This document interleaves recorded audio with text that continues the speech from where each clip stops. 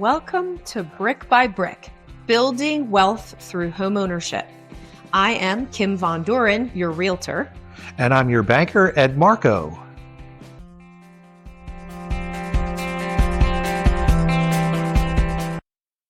So it's been about a month since we put out a podcast. We took the balance of the summer off to where you went to England, didn't you? I did.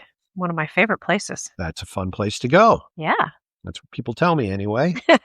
It's beautiful. Yeah. I went and saw lots of beaches on the southwest coast, which is not what you think of when you think of England, but Right. it's stunningly beautiful. Fantastic. So one of the things you mentioned, I think a couple of times over the last couple dozen podcasts, is about money problems. What do you say again? I say money problems have nothing to do with money. Elaborate on that a little bit.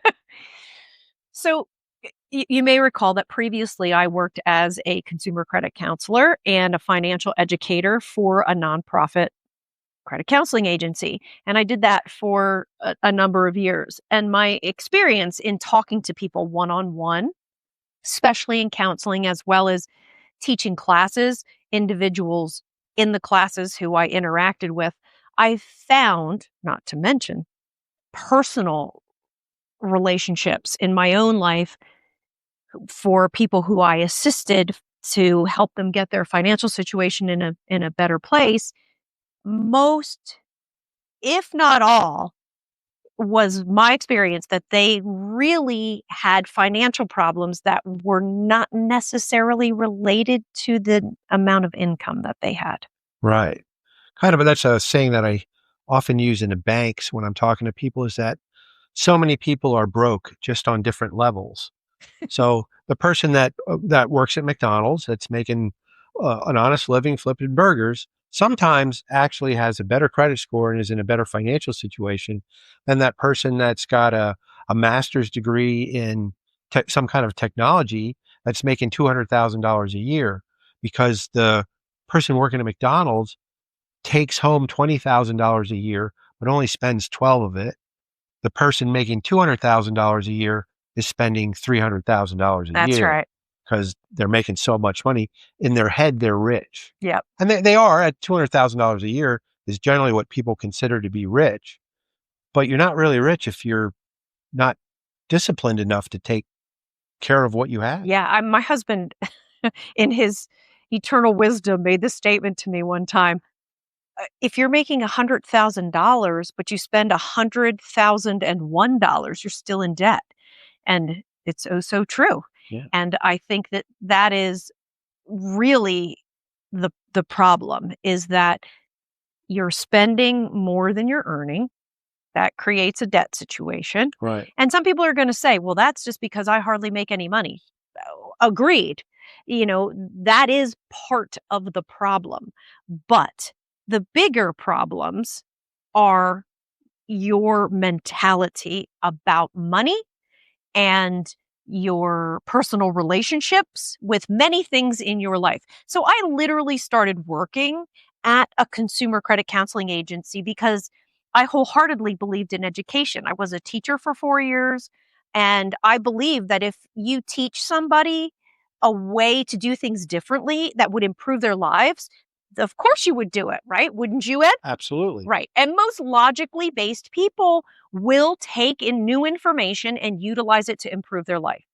However, what I realized after spending 4 years teaching and then 4 years as a person working at a credit counseling agency was that wasn't the case. Even people who knew better didn't always do better. So even telling them, educating them. So I would think to myself, well, this is mostly a budgeting problem. If people understood how to budget, then they could change their lives. And by the way, that's actually accurate. However, I found that, especially with people I worked with one-on-one, it didn't work that way. And it, in my opinion, comes down to this. If education was enough, nobody would smoke. Right? Yeah, that's true. Yeah. It tells you right on the packet that it will kill you. Yeah. It can and will likely give you cancer and kill you. And yet people smoke cigarettes. Yeah.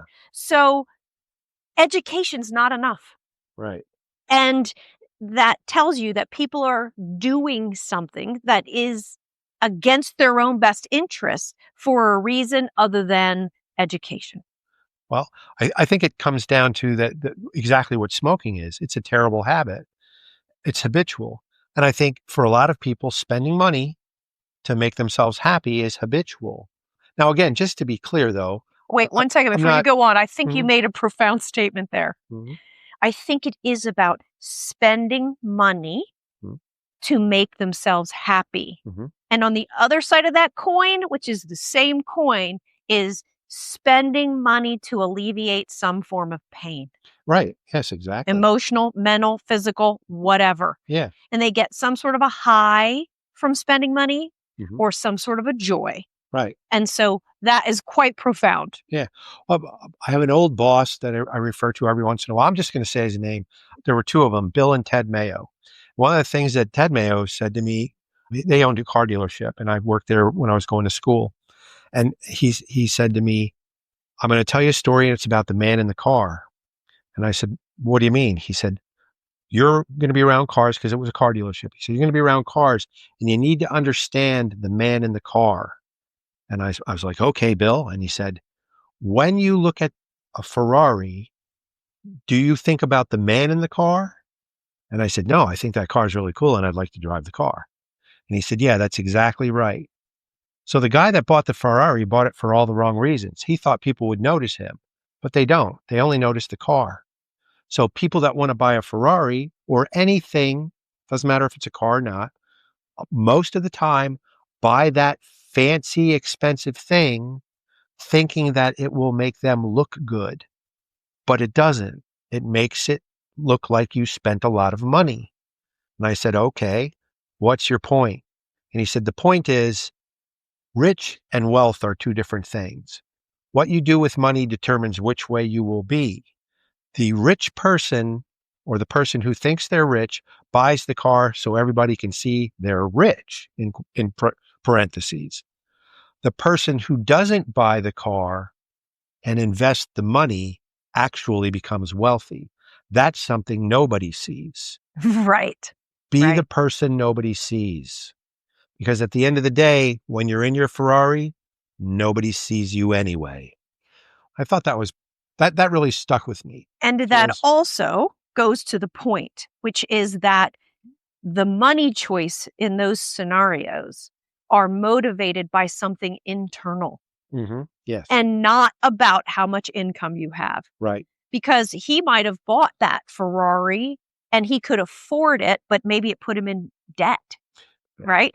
So it's the internal stuff Mhm. that I think creates most of the financial problems. Yeah. And that's why I say money problems have nothing to do with money. Right. And also to be clear, we're not talking about the person who's working at McDonald's that's struggling. It's their first job or second job, whatever it is. You're working your way through college, or you didn't go to college and you're struggling. And this is a part of your life that's difficult. Everybody goes through difficult times.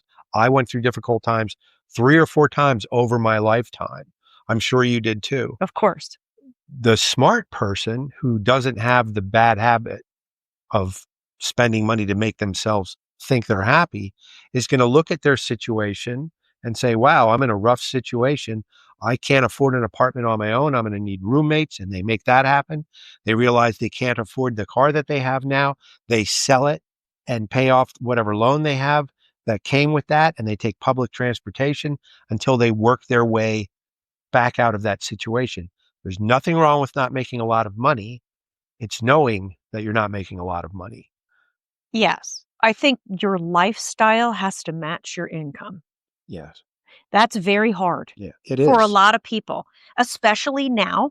I mean, to acknowledge the era that we are in, inflation has escalated to a number that is created a huge gap from wages. Wages and income did not keep up with each other. Correct. And so it is harder to buy a car, buy a house, exist in general now. Mhm. It is absolute, that's a truth. Yeah. That's not like something that's an opinion. Really, it is factually more difficult to exist on every level than it used to be because things are way more expensive and wages have not kept up. So we say that knowing that we are not disregarding that issue or the effect of that on people's lives. Right. However, I will tell you a little story. This is my own personal story. I was working at an insurance company and I had worked in insurance claims for years and years and years, and they pay you a decent wage. And at the time, I was making, we're going to just for round numbers, $48,000 to $52,000 a year. That's great. That's $1,000 a week. I decided that I wanted to become a teacher. So I chose a program in the school district of Philadelphia where they were offering you the opportunity to come teach before you had your certification. And in order to do that, you were basically taking a full-time job as an intern style teacher. And my salary was going to be $27,000 and some change. So I Wow. was almost 50% And reduction in salary. in Philadelphia. And Yeah. yes, and I was moving from the county we live now, which is much more affordable, to Philadelphia, where it was going to cost me more to live in every way. Wow. Now, to do that, there was no possible way I could have moved down there and lived by myself.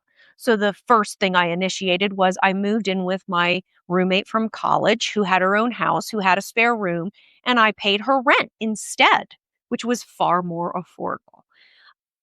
What I did, eh, because I knew my lifestyle was going to have to adjust down, I started living off of what my salary would be 6 months before it happened. Because 'Cause I'd Right. have a cushion, right? Right. If Right. I made a mistake or I got myself in trouble or I did that. So I did manage to live off that salary. I did it. I lived off that salary for 6 months. When I moved down there, I was required to get my certification and my master's degree in education. So in the course of the 4 years that I lived in Philadelphia and I taught, I also got my master's degree. In that 4 years, my salary this is almost humorous. My salary went from $27,000 a year and some change. By the time I was done and I had been teaching for 4 years and I had a master's degree, my salary was $38,000 and some change. Wow. Still not even making what you were making at Correct. the insurance company. Wow. But by the time I had left there, I also spent my summers working. So I worked as a temp doing claims, which I had done before. And I did not accumulate any debt while I was there.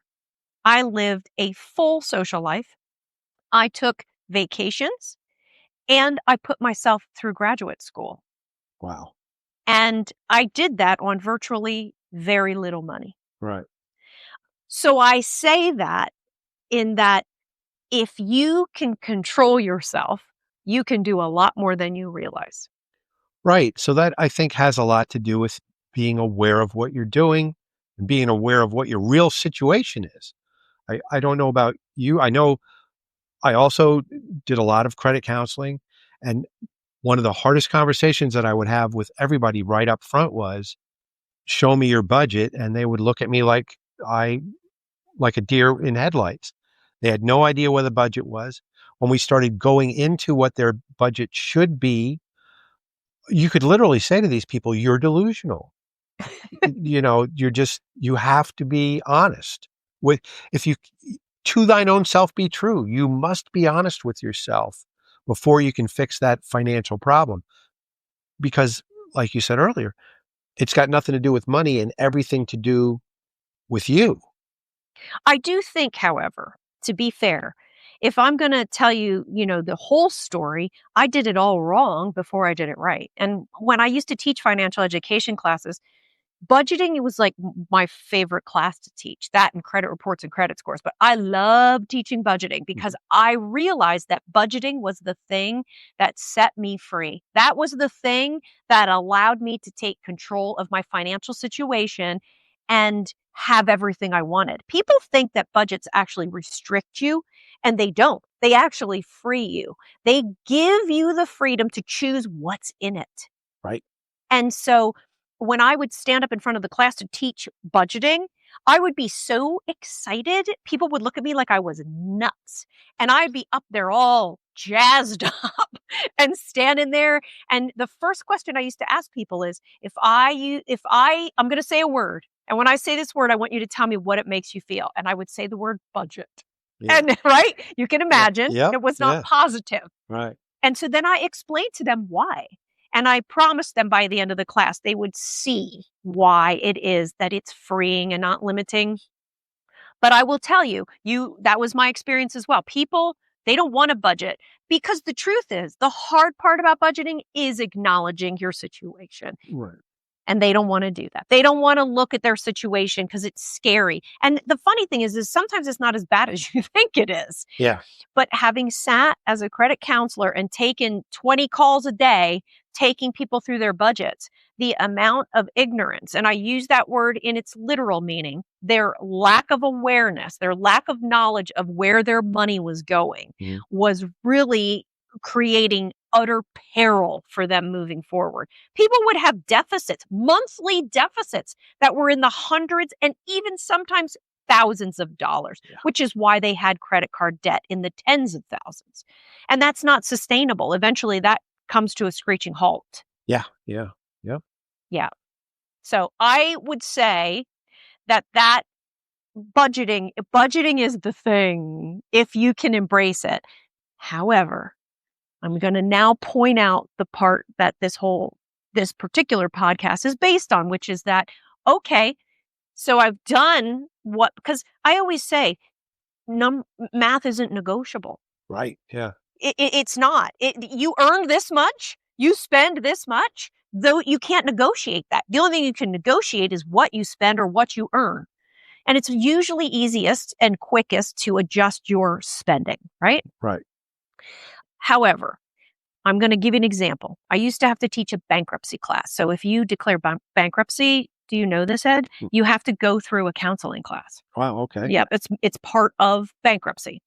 So I taught that bankruptcy class. And I had a gentleman who sat in my bankruptcy class one time, and he was definitely over the age of 65. He was retired.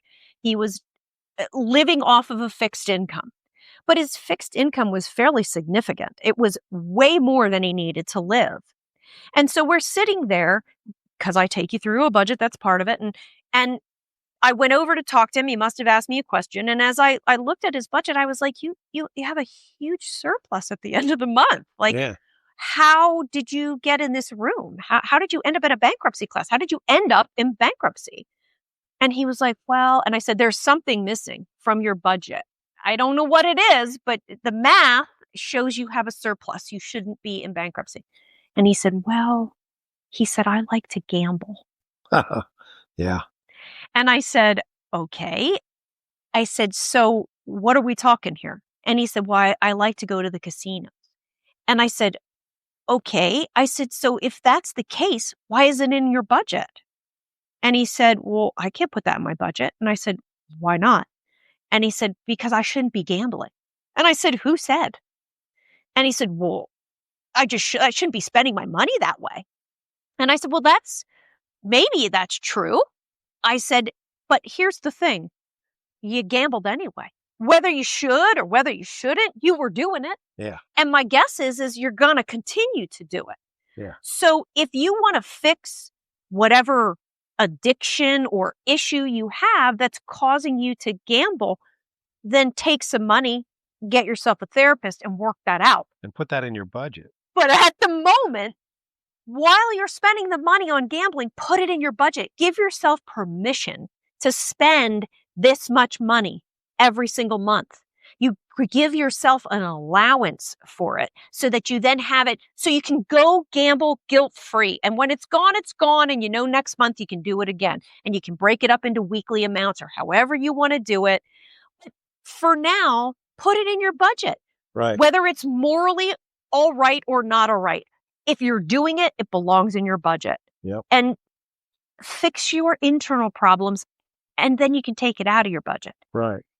But that goes to the same issue, which is that internal struggle where they're spending money didn't have anything to do with how much money he was making or had coming in because he wasn't making it anymore. He was retired. But Right. Income. We'll just call it income. yes. Yeah. So that's kind of leads me to a little saying that, again, I'll attribute this to my two old bosses. When they were teaching me how to make a budget, this is before I was, this was when I was a very young man, and they were teaching me about budgeting. And I had a penchant for tequila, and there was no tequila in my budget. And my boss said, "You got to. I know you drink tequila. Put that in your budget." And I said, "I don't want to put demons in my budget." He said, "Well, I see you have dog food in your budget." I said, "Well, yeah, I have a dog." He said, "Well, a demon is like a dog. If it's in your life, it's in your budget. Put the demon in your budget." It's just like Yeah. cigarettes. Right. It doesn't matter what it is. Yeah. Lottery. I know somebody's obsessed. Like, just put it in there. Right. It's absolutely the truth. It will set you free. Well, it's a way for you to be honest with you. Yes. And when you look at what you're spending on something like that, you go, gee, you know what? I don't need to have that tequila, or I don't need to gamble, or I don't need to smoke anymore. It'll give you the motivation to make yourself a better person. You can use that money for far better things. Yes. So that's part of the whole thing that earlier I said, you need to be honest with where you are in your life and with yourself. Yes. You must be honest with yourself. I think you need to ask yourself, why am I spending this money on this thing? Right. And I'm going to give one final little story here. I have somebody in my life who I was helping them with their budgeting. And at the time, this is years ago, but at the time they had 2 children still in high school. And when we were working on the budget, I found that there was a propensity to want to spend on things that were not affordable for this family. And I I was having this conversation with her and saying, why would you do this? This doesn't financially make sense. It doesn't. And what I finally realized in my conversation was that there was this attachment to pleasing her children, demonstrating love through spending. And these were the habits that were creating financial distress for her. And I noticed it first with her children, but then I also noticed it was with other people in her life. And so there was spending going on that was not affordable, I think, in a way to secure love from people. Sure. Or need that they need her. And so again, those weren't financial problems. Yeah. They were internal problems. Yeah. So I just encourage folks to ask themselves, why do I want to buy this right now? Why do I want to spend on this right now? What's really underneath that desire? Because the one thing, this one little tip that is so simple is that the difference between rich people and poor people is what they do with money. Yeah. Rich people see money as a means for making more money. Yeah. Wealthy people. Yes. Yeah. Wealthy people. Poor people see money as what they can spend. Yeah. I have this money. It's my tax return. It's my whatever. Now I have money. I can go buy this or take that vacation, or it's a spending. And that is not how rich people. And as someone who wasn't raised this way, which I want to acknowledge that as well, we often become our parents. So yeah, that's a true story. One of the things that I noticed all of my life is that poverty is hereditary. The parents who live in poverty teach the children how to live into poverty, who teach the grandchildren how to live in poverty. Right. Until somebody breaks that chain, right, it will continue. And you can be the one that breaks that chain. You just need to understand yourself and understand that's where you came from and correct it. It's way easier than people think it is. It requires discipline. It does. It means doing it differently than you've always done it. Right. That means it's going to be uncomfortable. Yeah. And discomfort is part of change. If you can't bear discomfort, you'll never change. Right. But it is absolutely true. I learned how to do it all wrong. I always tell the joke about how when I was in college, we had reached the end. So in college, they love to give you credit cards, right? So I got myself in credit card debt pretty quickly because I didn't have any my family had not taught me good money management skills. And so by the time I got to college and they were giving me, Visa MasterCards, I was like, woohoo, you know, and then I worked a little bit, but your part-time work mostly in college. And it was the summer after my sophomore year, and my roommate and I needed to get jobs for the summer. Well, the credit card companies were calling us nonstop because we were behind on all of our credit card bills. The lady would hang up with me. She'd call back on, because back then you only had one phone, right? It was the house phone. Yeah. She'd hang up, the phone would ring, and it would be for my roommate. It was the same lady. It was hilarious that happened. She was the collections lady for Sears. Yeah. Oh, and gosh. she would call us. Yep. So there we are.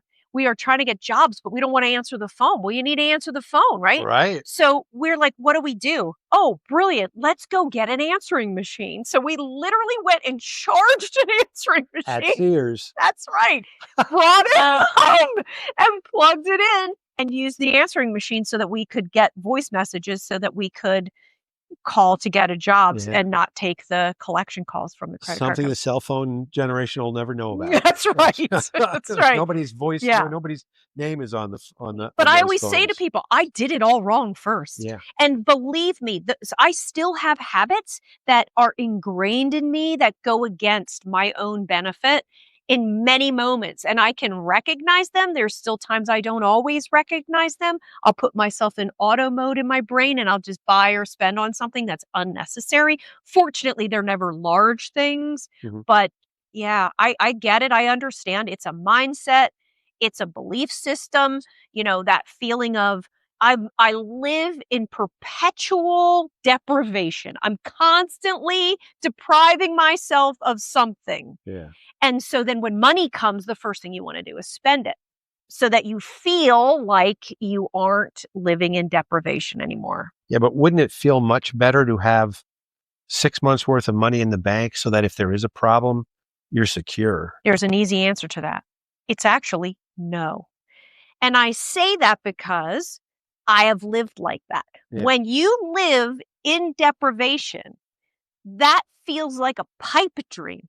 Yeah. It does. That feels like a holy Moses. That's a 6 months down the road. Right now, I feel that pain inside of me of not having anything. Right. And I want that pain to go away as fast as possible.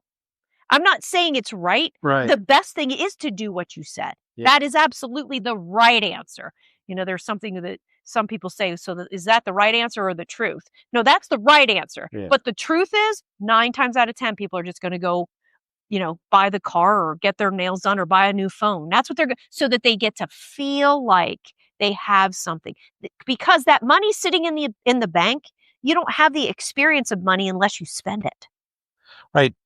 But becoming secure is having the money, not spending the money. You certainly spend money on what you need. And on the other side of the coin, I've been in really bad financial straits myself, usually because of financial decisions that I made, not necessarily overspending or things like that, but making a bad business decision or a health problem. Health problems can set people back worse than anything, especially these days. You need to work your way out of that. I know that's hard to hear when you're in a health problem. That's hard to hear when you're in financial dire straits because of a bad business decision. But at the end of the day, you still need to do the right thing if you want to ever become secure. If you ever want to actually be wealthy, if you ever want to not have money problems, you need to stop spending money on things that you do not need, no matter how bad you want them, and put that money towards paying off whatever debts you have. And then once those debts are paid off, don't do it all over again. You have to discipline yourself to put that money away, whether it's in a statement savings account at first, if you need to put it in some kind of a timed savings thing, like a certificate of deposit for 6 months, 12 months, a year, whatever that is, or contribute to your 401k if you're working and you have a 401k, and watch that 401k grow. There is, as much as you think it's great to have the new car, when you see that first $5,000, then $10,000, then $20,000, then $100,000 in the bank, that feels a lot better than any Mustang. I totally agree with you. I totally agree. And it is also my experience that when people have accomplished that, they do have that experience. Yeah. But I think that that's step 2. Oh, absolutely. Because Yes. internally, they first have to have the fight with themselves Right. Yes. about, can I delay the gratification? Right. And that's the internal problem Mhm. that has to be. And with, you know, having discussed with you in the podcast and outside of the podcast, I am aware that you had somebody in your life growing up who demonstrated and directed you around how to be with money that was much more healthy Oh, yeah. than I think people who are growing up in situations and didn't have that. That Right. programming is pretty strong. And so changing that programming takes more than you saying that, me teaching them a budget class. Mhm. That brings me back to if education was enough, everybody would do it. Right. I think and the reason for this podcast, which is you have to look inside yourself Mhm. and realize what is motivating my spending choices.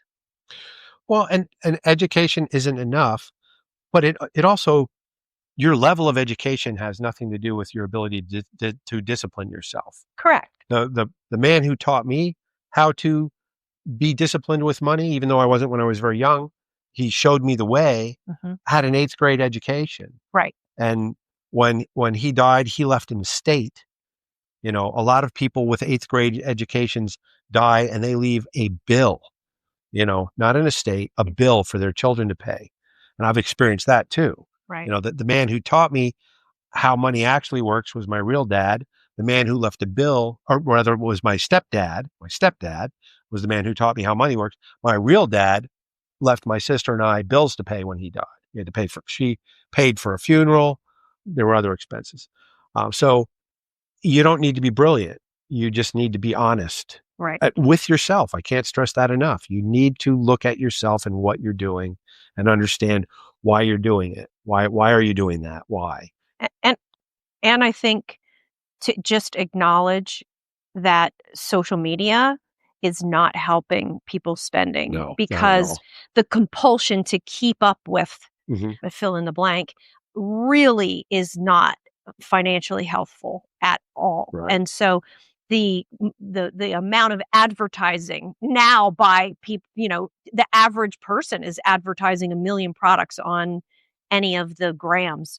And so that is inspiring more spending, unfortunately. And don't be fooled. That is not going to bring you joy. Yeah. And it's buy now, pay later society. So it's instant gratification, not at your expense today, at your expense for years to come in the future. For sure. Years and years to come, you'll pay for that thing that you got a little bit of joy out of for a couple of hours. Yes. Maybe. Yeah. Maybe. But I would like to at least end on this very positive note, which is, if you are willing to take a look at yourself and see what's driving your behaviors and your choices, and you're willing to educate yourself on a way to do it differently that takes you in the direction you want to go, my first recommendation would be, look around your world and find somebody who appears to be doing it in the way in which you'd like to be doing it if you don't know how, and ask them if they'd help you.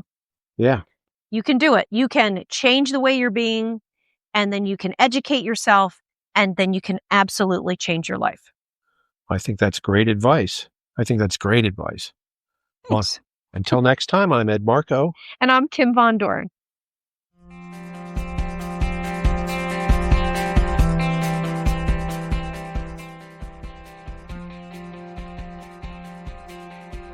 You have been listening to Brick by Brick. Be sure and subscribe, post questions for future episodes, or comment. This is a Super Squirrel production, Super Squirrel Studios, Stony Creek Mills, Pennsylvania.